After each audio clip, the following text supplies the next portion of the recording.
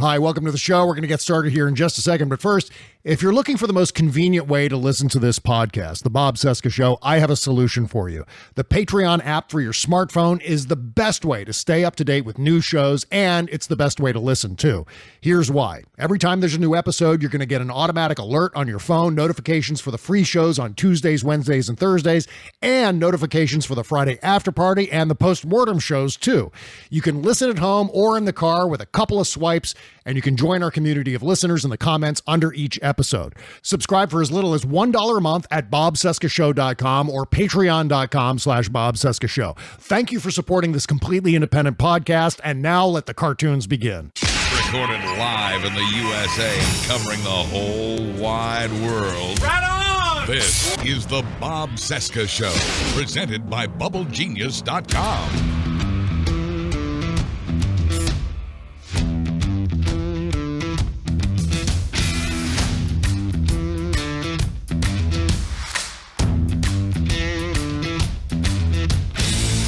From our nation's capital, it is Wednesday, July 21, 2021, and this is the interview edition of the Bob Cesca Show on the Sexy Liberal Podcast Network.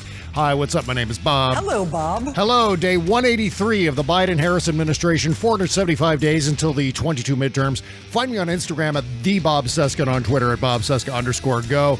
All right, good and bad news here today. Our guest didn't materialize, so we have an encore interview for you, and it's a pretty damn good one, if I do say so myself. This will be my conversation from back in May with the great Andy Kindler, one of our favorite comedians and all-around weirdo supreme. You might know Andy from his podcast with J. Elvis Weinstein called Thought Spiral, as well as his appearances on The Majority Report with Sam Cedar. And you've probably seen Andy on shows like Portlandia, Marin, The Larry Sanders Show, and the animated series Bob's Burgers. His comedy album, Hence the Humor, is out right now. Go get it. AndyKindler.com. Links in the description at BobCesca.com. We covered a ton of ground on this episode, from COVID to cancel culture and comedy tropes in there, and all points in between. In the meantime, if you like what you hear today, don't forget to subscribe to our bonus content at patreon.com/BobCescaShow. Okay, here comes an encore interview with the great Andy Kindler.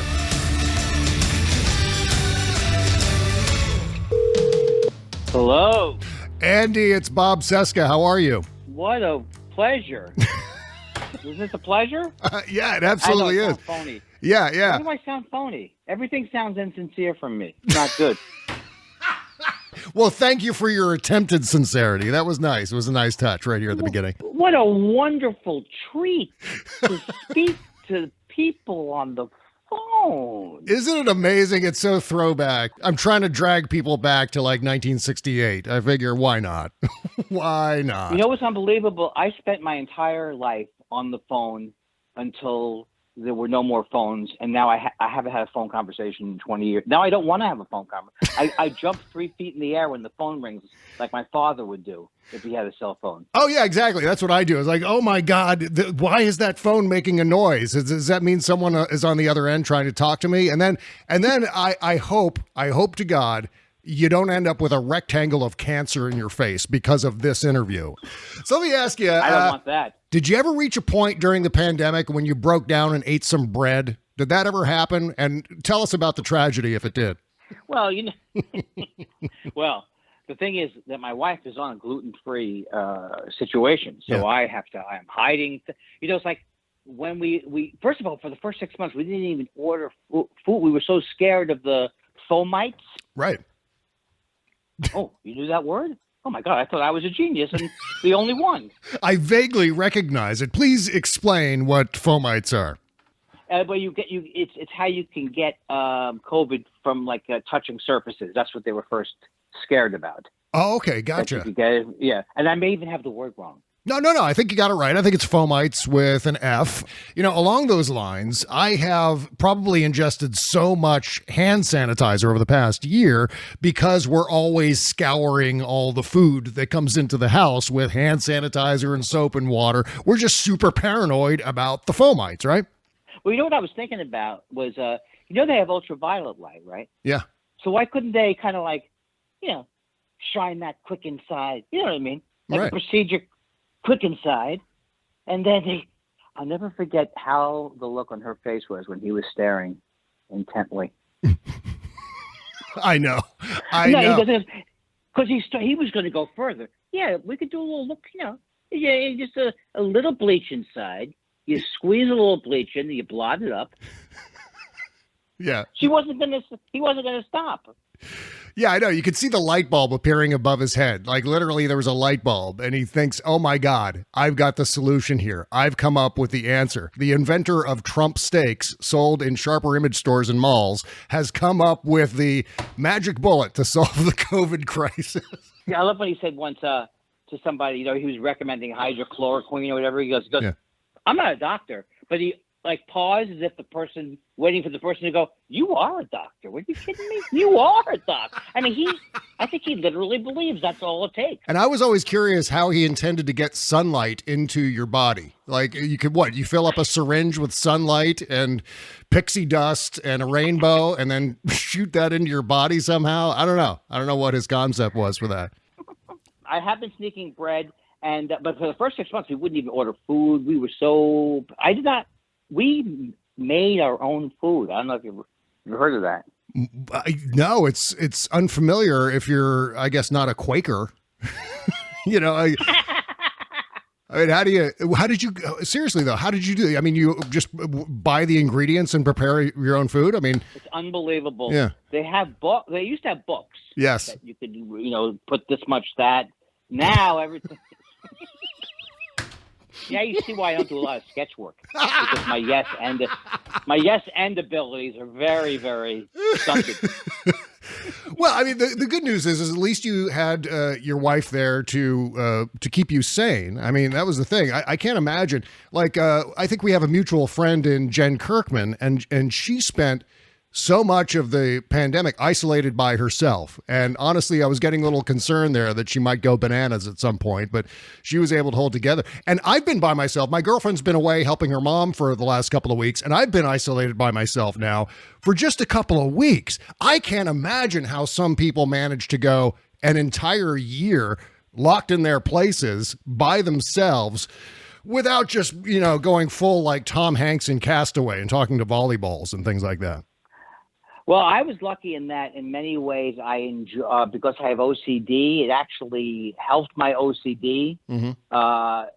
The isolation in many ways got me to focus on how much I was rushing and everything like that. And so I got to the point where I was like, why would we ever have to leave now? Yeah. Our houses. And this, that we're on a phone call now, mm-hmm. Way better to me. Way better than Zooming. Why do we have to see each other visually? I mean, don't we get enough of that? Yeah, that's right. And the other thing is, with Zoom, you always end up in those situations where the internet suddenly slows down and your face gets frozen in the most awkward place ever.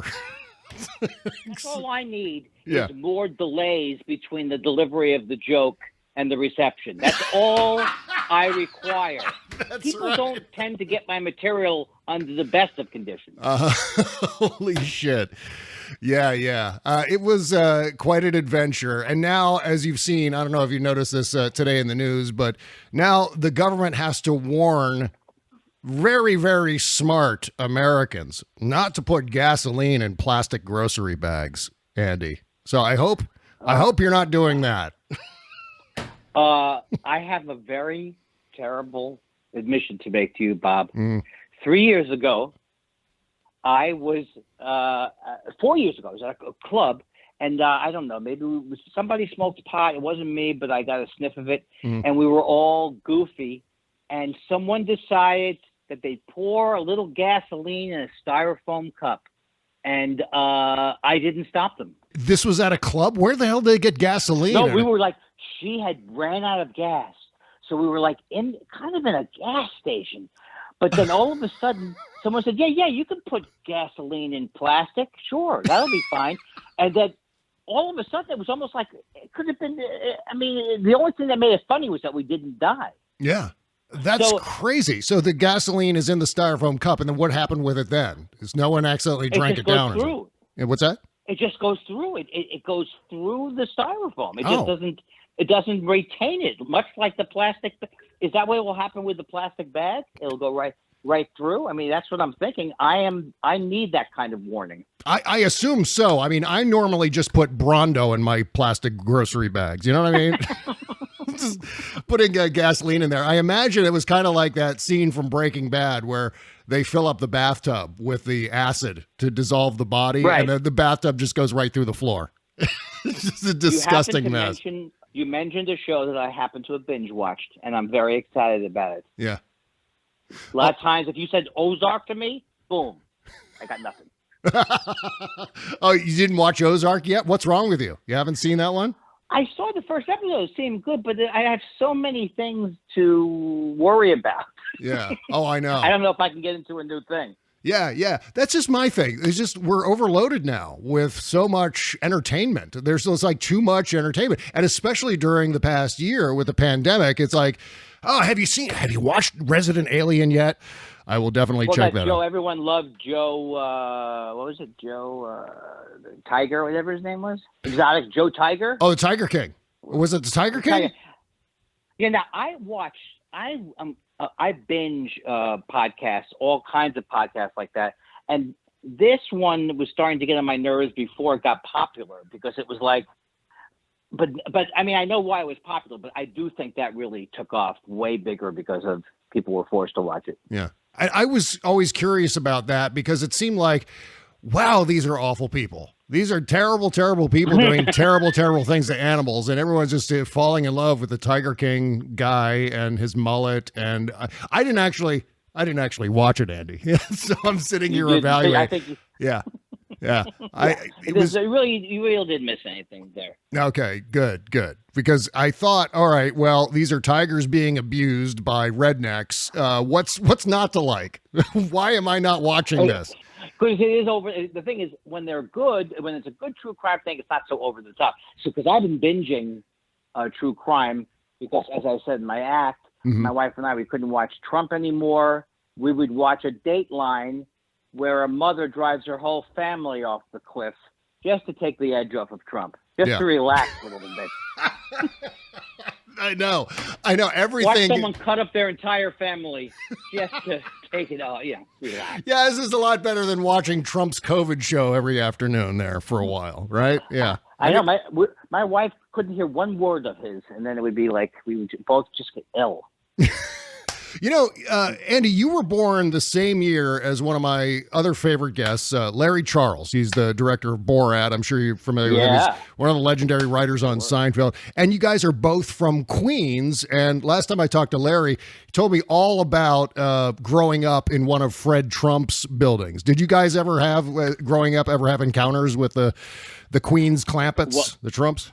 My father was a gas and heating contractor. Wow. And Trump was one of his clients. And you're not going to believe this. Trump did not pay my father. I was just going to say your dad never got paid. Yeah. Right. And my father hated Trump. My father was the first person in my life that I knew who hated Trump. One year, as a joke, we got him for his birthday the Art of the Deal, the board game. And we thought, he'll love this. He's like, why'd you buy me this? because you hate Trump. And of course, we woke up the next day and go, what a bunch of idiots are. What's funny about that prank? I know he hates Trump. And we bought him a Trump-oriented item. What was the outcome of that idea? What did you think was going to happen at the end of that one? We thought he would laugh like, ha, ha, ha, you know how much I hate Trump, you dog. Right. Get out of here, you nutcase. But that's not what happened. It reminded him, as he saw Trump's hideous face on the front of the board game, it just made him more depressed. Was your dad? My father was very funny. Was your dad typically a funny guy? What was your? Are your folks still around? But not still around. My dad. I had this joke where I said my dad died in January 2015, and I just want to say thank you, God. Thank you. We didn't have to see Trump. I thank you for that. Then the audience would always get weird, but I would say, look, it's my father. Who else am I going to joke about? But I was. I don't think he could have handled it. Yeah, well, I mean, knowing how notorious those people were in Queens alone, just that personal experience by itself, much less all of the other horrible things that stacked up. And beginning around 2015, yeah, the timing was, I mean, if this is even possible, the timing of your dad's death was pretty fortuitous, right? So that's right. Yeah, it's so funny because I would talk about it on stage. People would say, you can't talk about, And I said, my father, he would have wanted me to do weak material about his passing. Let me tell you that. Before I passed, he pulled me aside and said, Andy, when this is all over, I hope you turn it into another one of your bits that goes nowhere. Was there ever a point where Trump stopped being good for comedy? I mean, that was the whole thing. I mean, comics, everyone who at least had one foot in the world of comedy was going, oh, Trump's going to be great. I can't wait for Trump. If Trump becomes president, this is going to be amazing. We're going to have endless, limitless material. At what point, though, did that kind of peter out and you suddenly realize, oh, shit, this is actually really bad. This is not good at all. Was there a moment in time or was it always like that for you? It was always bad for me because I really didn't think the country would survive. If he got if he got elected. So I was really depressed about the whole thing. But he was continuously, hilariously terrible. And the thing is I've hated him forever. I did a thing on Comedy Central. They used to have a show called The Root of All Evil, and I argued it was whether Trump was the root of all evil or Viagra was the root of all evil. This is like in 2008, and it's online. You can see it. It's like, I hate to say I was prescient, or whatever that word is, but I didn't want to be that. I didn't want to be that prescient. I really was, I think, majorly depressed from the end of the election till the next election. Oh yeah. I didn't see it being that funny. Yeah, there's not a lot of there's not a lot of humor to be gathered from fascism. I mean, we tried to make some of the shit funny. I mean, you try to look at the way he talks and the way he behaves and just the gratuitousness of the lying, just the proud, defiant, I'm fucking with all of you, but right. I'm not going to tell you because you already know that I'm fucking with you. I mean, it was just like, it was that, and you try to make the best of it and you try to get through it with your head down and pushing forward and trying not to, take a running leap off of a cliff or something like that. But at the same time, ultimately, there was nothing hysterical about fascist idiocracies. It was just exactly what we came out of or what we went through and have come out of temporarily. But it's just lurking right around the corner. And that's the big fear. So I still feel like it's like, shit, you gotta kind of find the funny somewhere. But at the same time, it's like the Bugs Bunny cartoons where the anvil is just hanging over your head, waiting to drop. And that's what it's like now. And also I had so many jokes. And then I said, do you think German cable news in 1933 had stories like this? Do you think Hitler's going to pivot? Do you think there's a chance? When's Hitler going to pivot? And then I would do these jokes like, Trump is worse than Hitler because at least Hitler served. Yeah. He was in the army. he saw action. So, I mean, I had so many of those, but then even those, you can't keep doing them. Oh, I know. Okay, we'll get back to our encore conversation with Andy Kindler here in just 1 second. But first, if you ever catch yourself thinking when looking in the mirror, I wish those under eye bags would just go away. Well, you're not alone. Bags and puffiness under the eyes are a problem for millions of American men and women until now. Introducing the new Genucell serum with plant stem cell technology from Chamonix. Susan from New Jersey wrote, quote, I've been using Genucell for a couple of months. The puffiness around my eyes is gone. Even the crow's feet and small lines have disappeared, and they haven't come back. I love the product. I use it under my eyes, around my cheekbones, and on my eyelids, unquote. With its instant effects, Chamonix says you'll see results in the first 12 hours or your money back. They guarantee it. Order now and get 50% off all Genucell packages for summer. Go to lovegenucell.com/Stephanie. That's lovegenucell.com/Stephanie. Link in the description, lovegenucell.com/Stephanie. Thank you. The Bob Cesca Show. One of the things that gets debated quite a bit on Twitter these days with regard to Trump is this idea of, well, if we just ignore him, he'll stop doing whatever it is he's doing. He'll suddenly discover that he's not as popular and he'll stop being a dick or something like that. That's kind of the logic. And I thought, can you imagine coming out of World War II and saying, the remaining Nazis that fled to Argentina, if we just ignore them and don't go after them, maybe there won't be any Nazis anymore. And that's, of course, not what happened. No, and the thing is, it's like, the only thing I do, like sometimes people will tell me, don't retweet some idiot like Ben, whatever his name is, Shapiro or something. Right. Don't give him more credit. And so sometimes I do believe that. Like I'll take a screenshot sometimes because these people like Candace Owens and all these people. Yeah. That's all they want is to say something horrible. But I feel the same way about Bill Maher. I used to, his show I thought was interesting, and then he gets into that whole thing of like, I'm just going to say, I don't care what, I'm going to say whatever's on my mind. Yeah. Yep. No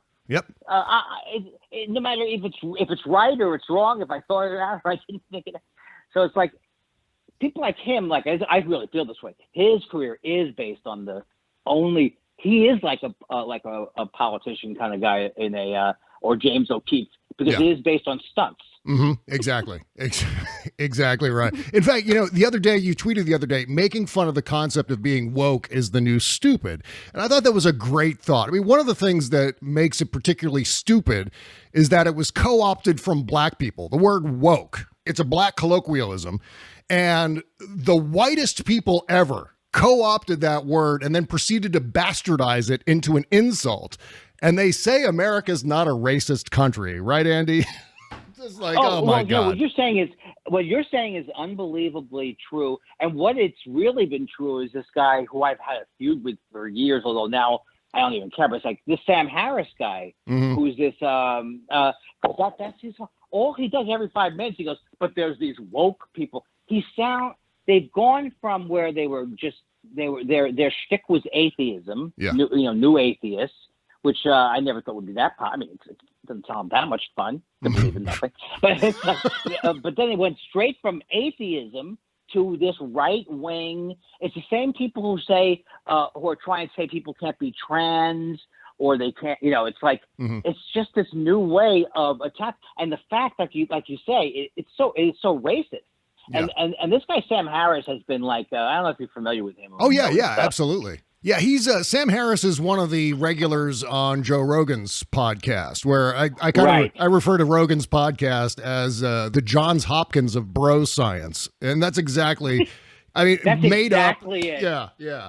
I mean, in and of itself, in normal times, fine, do your bro science, talk about your pseudoscience and your space aliens and your Sasquatch and all the rest of it. But right now, we're running into a severe problem in this country, Andy, where a lot of people can't tell the difference between fiction and reality. I mean, the dividing line between fiction and reality is enormously blurred for people. We're being bombarded with information, and so many of us are going, well, I don't know what the hell's true or what's false or whatever, so I guess I'll believe this nonsense, this bro science that says if you're 20 years old and healthy, you don't need to get a vaccine. And it drives me bananas. Yeah. And how about the comedians? It's like in the old days, it used to be like, bad comics would just annoy me because they'd ask what part of the chicken does the McRib come from. Now you've got these people like Adam Carolla just telling you not to get vaxxed. Right. It's like it's actually their terrible material is dangerous now. Yeah. Not just bad. Mm-hmm. So are you still doing the state of the industry roasts? I mean, explain how that came about, because it's seriously a ballsy move to stand up and evaluate other comics publicly. It's got to put a target on your back or something, doesn't it? Oh yeah, and people, if anybody ever says, "Oh boy, that Kindler's fearless," I can assure you that I shake in my shoes often. It's like, the other day I was drinking a thing and it had the name of the company on it. And I was like, "Oh, I wonder if I can have this on camera." It's like, actually, I'm sure Lenny Bruce worried about that kind of. That's right. Well, see, here's my thing. I delude myself into thinking, like, I'll talk about other podcasters or other politics people, and I just delude myself into thinking, well, there's no way they're listening to this. They're never going to find out. So I'm just going to blah, blah, blah, blah. That's how I get through it without shitting myself. Well, I know that you probably are like me in that you just can't not say these things. And I've been this way my whole life. So when I first started to do it in like Montreal, I did this thing on I demonstrated how to be a hack comic. And then the next year they said, come back. And my manager recommended the State of the Industry. And so for like since 1996, I've been doing this speech where I like name names and all, and definitely hurt work. You know, like guys like Sandler ended up hating my guts. Wow. And you know, so I was thinking about Sandler last, and it's like I hated him for so long, and I would make fun of him, and he would be angry at me, and he'd have all of his, he has like a whole entourage around him that say. And I'm watching this funny people. I'm like, I can't believe this is a movie. I don't know if you've seen it. It's a 3-hour thing where Sandler has cancer, and it's like, and I realized the reason why I can't stand him, it's like he's the guy who would beat me up in Long Island when I grew up in Queens. That's Larry Charles was talking about Queens. Yeah. They're all guys like Sandler. Yeah. Who are going, they have a funny voice, and then they give you noogies. I grew up. By the way, you said about Larry Charles. I grew up in Whitestone, which is right like 10 minutes from Shea Stadium. Oh wow! So it's like basically the same neighborhood. You know, it's funny with Sandler. He doesn't make movies. He makes cynical cash grabs. That's what I always think. Like he's figured out a way to construct his budgets so that he can give all of his buddies a payday and make just a hunk of shit. And the way they've constructed the budget, it's going to make money no matter what. To see all those guys get cars. But the thing is, but on the other hand, he's so high, because I used to love Sandler when he was a stand-up. That's what the disappointment was from when but it's like, he is so thin-skinned. Like I heard you can't review his movies before they come out. And I would have more respect for him if he goes, I know it's shit. That would be better. Yeah. But he thinks it's also good, I think. Well, I mean, here's the thing with you, Andy. I mean, you criticize other comics, and it's all well-founded, I assure you. But you also famously deconstruct your own act while you're doing it. I mean, that's kind of your thing, where you're talking about your life, but you're also showing how the jokes are coming together and what in particular you were thinking when you created that joke. And it's immensely entertaining. In fact, one of my favorite jokes on your new album called Hence the Humor is when you say you were the first comic to ever laugh at your own joke as if you heard it for the first time, which was one of the great stand-up tropes. Yeah. I can't help it, folks. I crack myself up, folks. Right? I yelled at my joke 4 hours ago. They still killed me. Right. As if you haven't gone over that line over and over and over and over again, honed it down, and then you're still pretending to laugh at your own joke, which is the joke. I used to love the planned mistake. It was like, it was very, very cold. So I went inside and I put my coat on a hooker. Did I say to put my coat on a hooker? Because if I did, I have 45 minutes on it. What are some of like your least favorite stand-up tropes? Like something a lot of people do. Like years and years ago, it used to always be about the airplane peanuts and stuff like that, you know. But what are some of the newer ones? Like what are some of the stand-up tropes that bug you right now? Well, you know what? More what bugs me is because Twitter now, I kind of, everyone has a love-hate relationship with Twitter, but the most hacky things are on Twitter now because it's like, because science, that kind of a thing. Yes, I know exactly what you mean.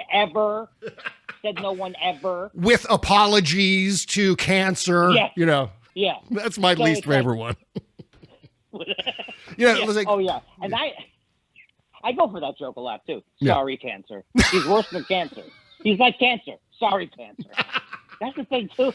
Well, it's one thing. It's one thing to do that joke. It's another thing to do that joke when 30 other people have already done the joke in the same thread. You know what I mean? Yes.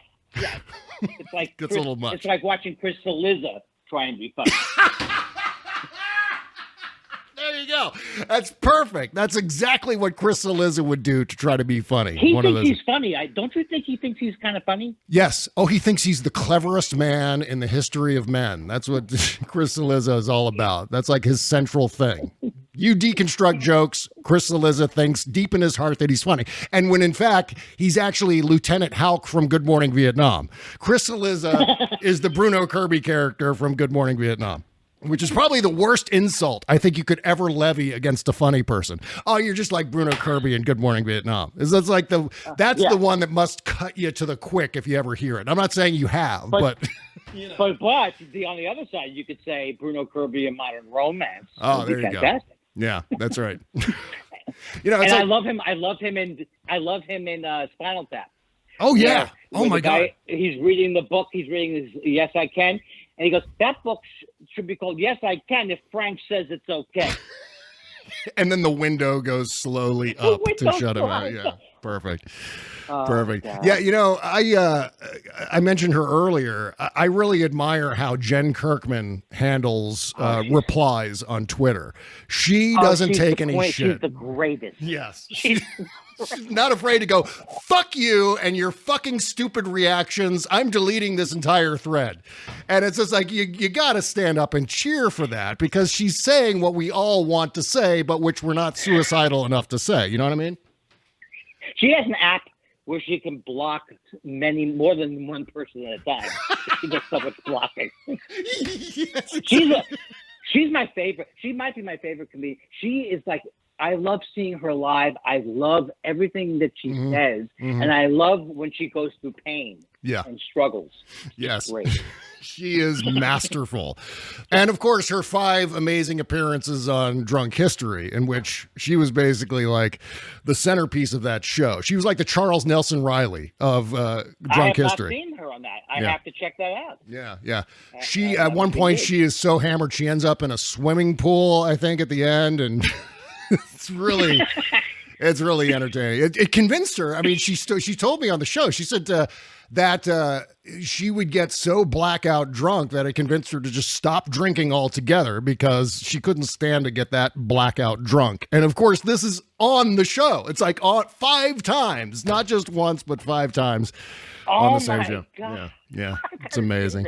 This needs to be available separately. Yeah, I know. They need to do like a separate like Blu-ray release of nothing but like the best of Jen Kirkman on Drunk History or something like that.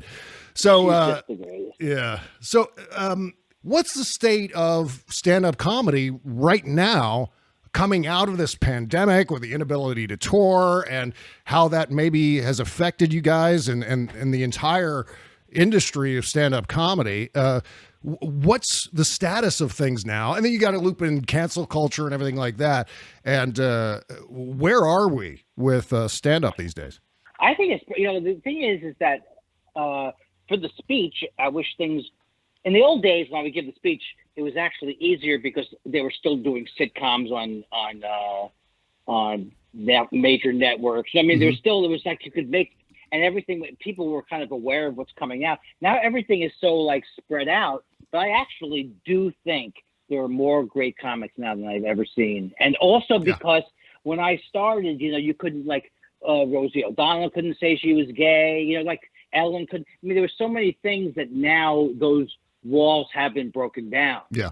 So I think in many ways now is like the best time to be a comic in certain ways. But it was so weird because when I went into the quarantine, that's when I finally put this album out, the Hence the Humor. I had because of the OCD problems, I had just not put it out. And then because I kept thinking, I want a physical copy of this. And now that's the last thing I want is someone to come up after a show with a diseased copy of some Journey thing and have me interact. I was in a way hoping this would never end because I really don't know if I want to interact. Yeah. Again. Yeah. In fact, speaking of Jen Kirkman again, I might as well just bring her on. Jen Kirkman. She was shooting a special across the hall. Now, she just did a video in which she was talking about how she likes how post-COVID, or we're not necessarily post-COVID, but we're into a phase where things are a little bit more relaxed, and she feels the sun's coming out a little bit. But she still likes the distance, the social distancing and the mask wearing and all that. I think that's a pretty good policy moving forward. I have not been on a plane, but now I'm totally vaccinated. So, but it was weird because not to bring everybody down, but last year was a rough year. I lost my dad in 2015. And I lost my mom and sister last year, right when the pandemic started. Oh my God! The most annoying. Yeah, it was really long. But the thing that was so annoying about it was I had to keep explaining to people, no, they did not die from COVID. Right. I understand that sounds like they should have, but you're trying to explain something. You have to spend two extra minutes. I can assure you it was not from COVID.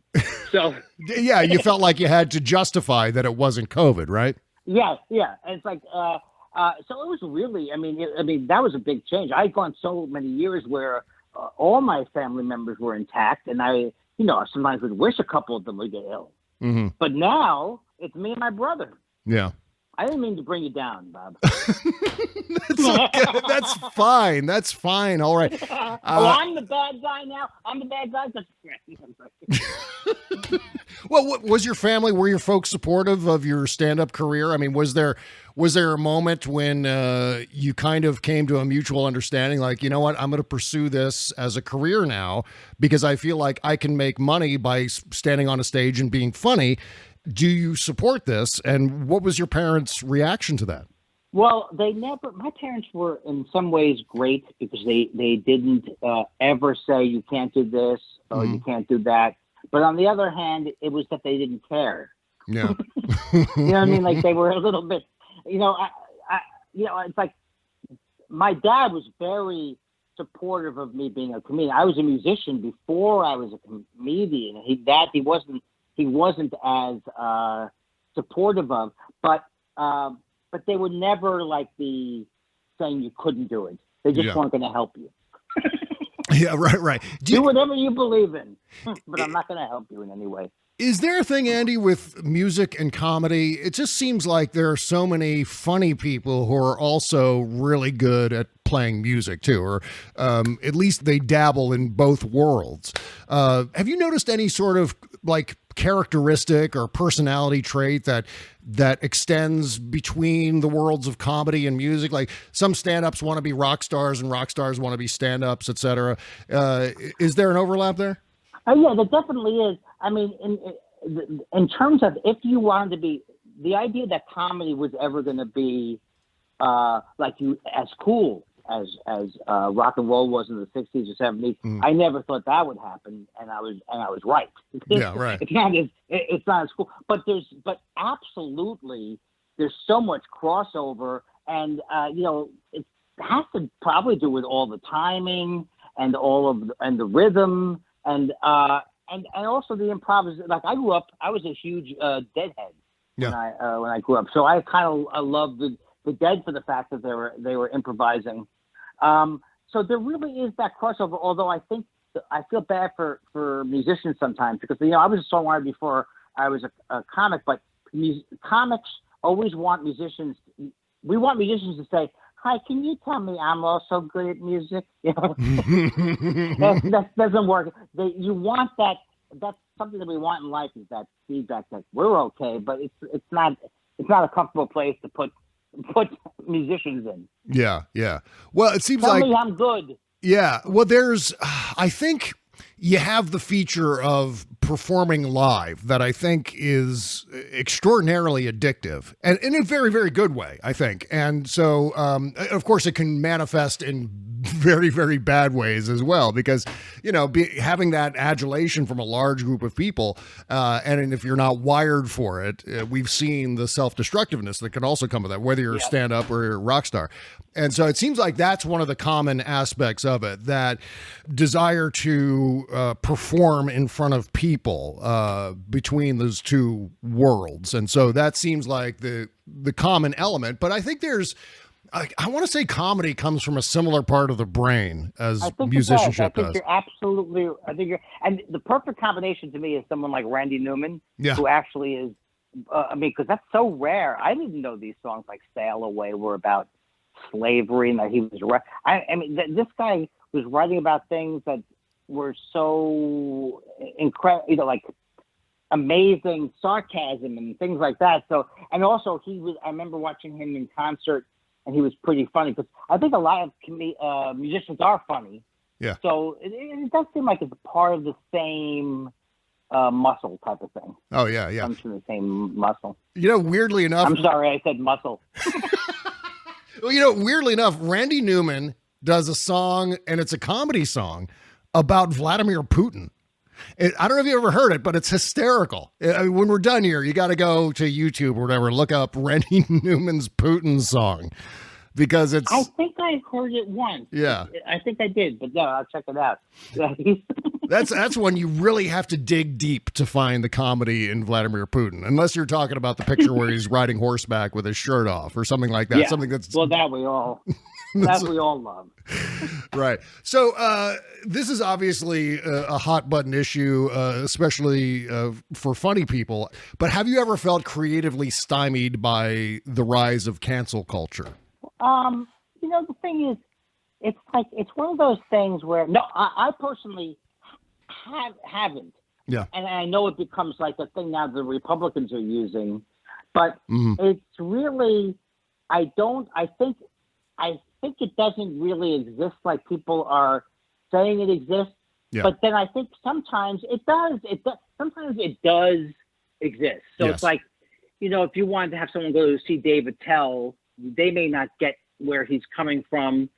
So sometimes but then sometimes it's like Seinfeld, where he was like, got upset. And he's like, I can't do colleges anymore, because he had this joke where he said, and the guy was operating his phone like a gay French king, and it wasn't like he got booed. Yeah. But people didn't, rise up and carry him off with their shoulders. And that to me is like, at some point you're just those jokes about guys looking gay, or they're just not going to be funny anymore. Yeah. If you look back at Carson and Letterman in the 70s and 80s, how homophobic they were. It was like, it was just part of the thing. It doesn't mean it doesn't make them bad, but it's like things you outgrow. And I think a lot of times that's what it is. It's like people going, I can't do my my stuff about Chaz Bono anymore. No, you can't, because it's not funny anymore to go. Did you? When I was first starting in comedy, I heard someone go, "Oh, nice to see you back in men's clothes." Like someone in the audience. I didn't even know what that meant. Yeah, right. I mean, that's just the truth. That's just the truth of things. But then again, there is that thing, people get shamed. I mean, I remember that story about a woman who made some stupid joke, and by the time she got off the plane, she had lost her job in Africa or something like that. She said some offhand thing. So I definitely think that the idea of shaming people is still it still can be something that gets out of hand. Well, it seems to me as if, and in fact, I think I heard Seinfeld say something along these lines much more recently, which is that, ultimately you can still tell jokes. You can still find a way to do your act. You just have to work a little bit harder to avoid some of the landmines. And that challenge should be something that's embraced by comics. The ability to be able to zig and zag around all of these things. Yeah. And certainly the other thing is there is no giant hook on stage left coming out to drag you off stage if you say something offensive. You can still say offensive things. You can still tweak and push people's buttons, it seems to me.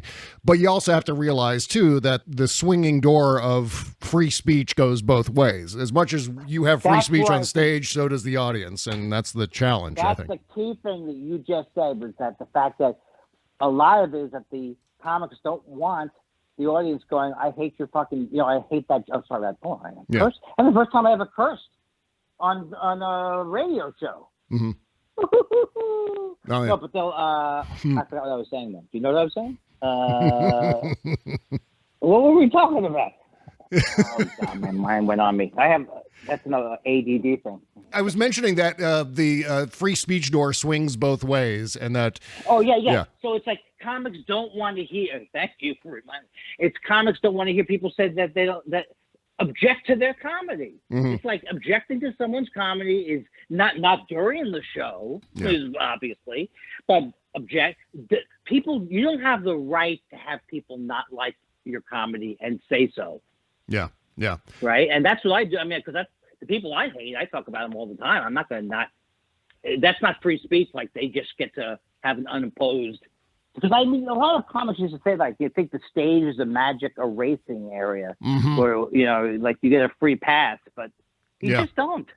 Yeah, I mean, it seems to make more sense to me to approach it similarly to what you just said, which is that it's not always cool to shame someone.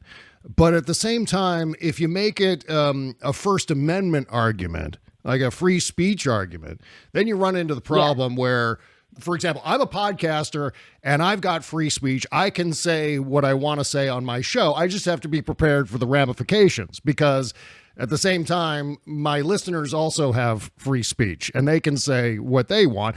But it seems like, Andy, it's always been like that. I mean, you mentioned Lenny Bruce earlier. I think Lenny Bruce, ran straight up against it and in a very serious way where he was dealing with blue laws, where it was actually against the law to say some of the things that he was saying and facing the consequences for it, which he also did.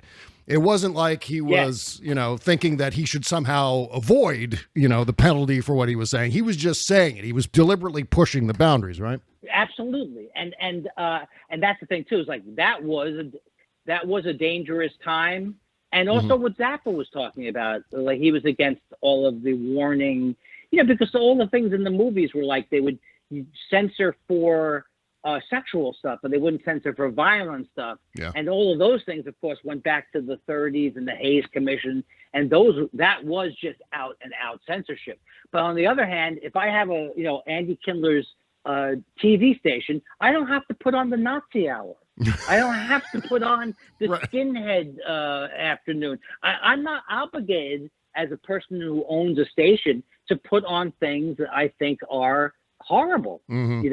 Yeah. So that's where it's like it never was free speech when they were saying it's like Trump does not have a right to be on Twitter. He has a right to say what he wants without the government arresting him. Yeah. Exactly right. But it's not free speech to, And I know it's dicey too because they're gray areas and it's not so simple. But yeah. Well, it is, and that's also the thing that there is a lot of gray in there. There are exceptions, there are rules. And, I think a lot of people try to define it as one way or another. Either I get to say everything I want or else, or I just can't do my job. And it seems that's very limiting, no matter what it is you're doing, whether you're just a person, an quote unquote influencer on social media or a podcaster or a stand-up comic or a writer on a TV show. It seems to me as if those limitations also challenge you to find a new way to make people laugh, or it shouldn't be so much like, let's just scream at the limitation. It should be, all right, let's find a way to tweak people while sidestepping, while flanking that limitation. You know what I mean? Does that make sense? Yeah, same. It makes total sense. The same thing like in the work. Same thing with like in the workplace. Yeah. People like, I can't joke around. I can't make horrible jokes or whatever because yes, it's true. Like when 3 or 4 comics are hanging around and we know who we are, we know no one's going to get insulted. We may say everything. Mm-hmm. We may say anything. Yeah. But that doesn't mean that you get. But that doesn't mean that in a work environment you get to be racist or you get to be sexist or you get to be, it's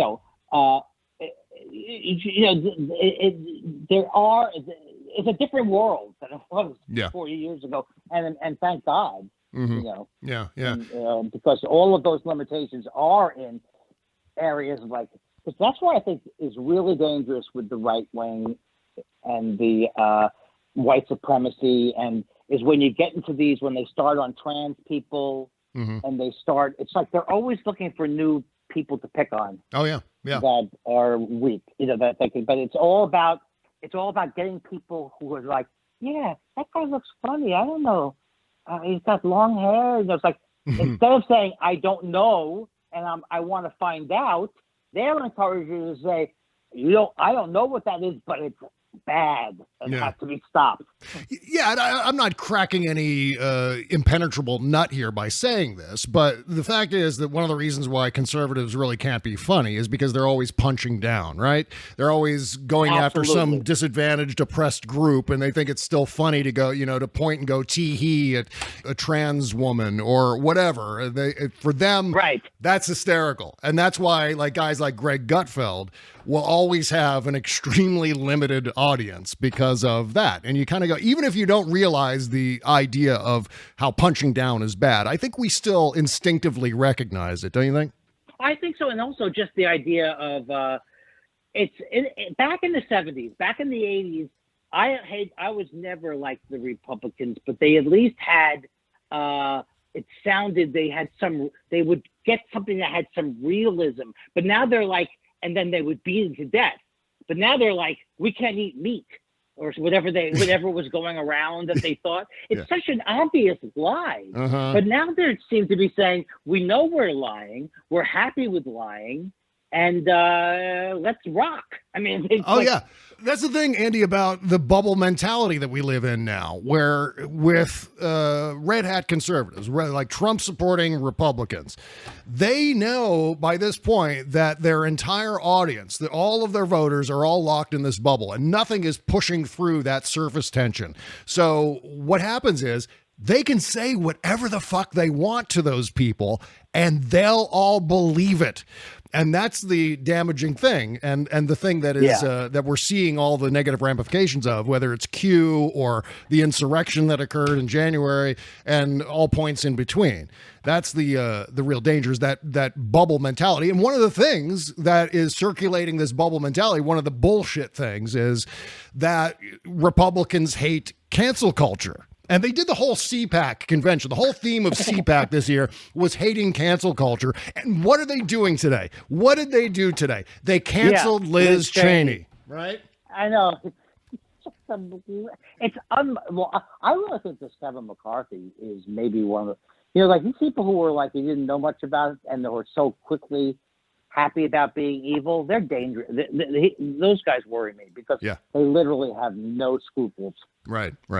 That's just it. Well, let me, before we wrap up here, Andy, let me ask you about your podcast, Thought Spiral, which is one of my favorites. And one of the reasons why it's one of my favorite podcasts, cool. You and J. Elvis Weinstein, Josh, you guys, when you start that show sometimes, it is one of the weirdest, let's just say, for example, one of the weirdest 5 minutes you're ever going to hear in podcasting. And there's lots of variety. You can get all kinds of podcasts, but the first 5 minutes of every episode of Thought Spiral, it takes me a couple of minutes to just go, okay, what are they saying here? There's singing and there's random words and it's really funny and weird. It is an incredible thing. How'd you end up connecting with Josh to do the show? I've known Josh I've known him since the 90s, early 90s, with all those guys, like the Freaks and Geeks guys and all alternative comedy guys. Yeah. And so, I've known him. Then I moved to the Valley in 2014 and I lived literally 2 blocks away from him. And then he suggested it, and I just was, it was one of those things, I thought about doing it, but I'd never done it. So then we used to go over to his house and we would advertise the show as 2 Jews, 2 microphones, 2 hours. How we, and we just decided early on that we didn't want to go the route of getting guests because it would be, just be too, we decided on a certain format. Yeah. And then it just, it's like the reason why it got even more stranger is because now I don't go to his house. We do everything on the phone. Yep. So that's why we have 2 or 3 times a week, and then I get to do phone humor. That's right. Hello. no, Josh. Whatever the thing is. Hey, is this phone number Klondike 53876 or Yeah, lots of comedy, lots of phone comedy. And also the running thing is how I annoy Josh and how he reacts to it. I would say that's the attraction of the show. Yeah, that's my show. I see how badly I can annoy my co-hosts. That's a great approach to I'm always entertaining. Oh my God! I heard yesterday that he might be returning to the new Mystery Science Theater with Joel Hodgson. Is he? Do you hear anything behind the scenes? Do you have any scoops along those lines? And is there any chance you join him and Joel on that show? Well, I know the latter question. I will not be joining him. I'm not because it's not that I'm bad, but I never was involved, so I doubt that they'd ask me. But I know he's doing at least one episode and maybe more, so he's very excited. One last question for you, Andy. I mean, we talked about some of the comics that we don't like. We talked about one of your favorites, Jen Kirkman. Who is the best working comic right now? That's a tough one. Yeah. But I would say I think maybe James Adomian. James Adomian is a genius. Yes. Yes. I just the level. If you go on to Instagram, he does an impression of Elon Musk's eyes. He does Elon Musk's eyes? That's great. Yeah, it's like just the upper part of his head. And he doesn't even say anything, just looks to the left, looks to the right. And it's unbelievable. I've been crazy about him for years, but I really think there's been nobody like him the way he does voices and inhabits the people. Oh, he does the greatest Chris Matthews, the greatest Bernie Sanders impression. Yeah. He did a Chris Matthews thing with Tony Atamanuik as Trump, where they're talking about all of Trump's products, and including the Trump catheter. And then someone comes along and sticks the Trump catheter inside Chris Matthews, who's played by James Adomian. It's one of the funniest scenes I've ever seen.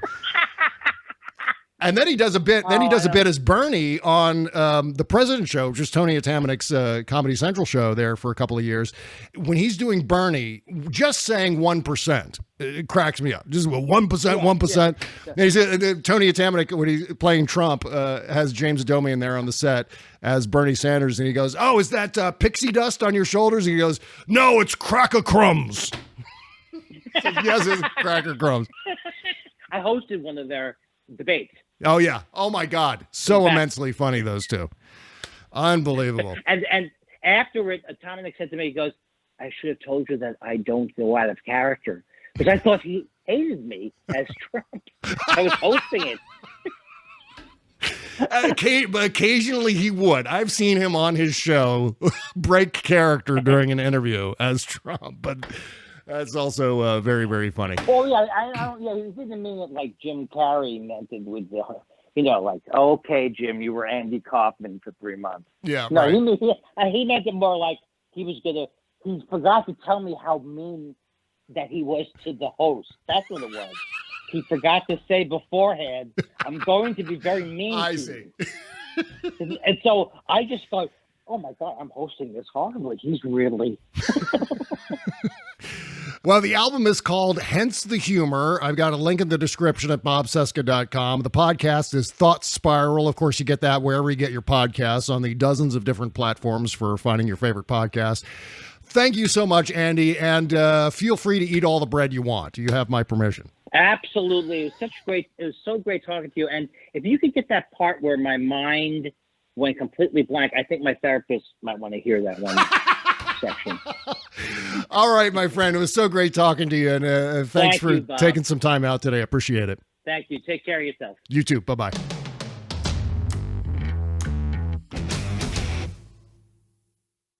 Well, who doesn't love hanging out in loungewear? Loungewear used to be code for hideously ugly sweats.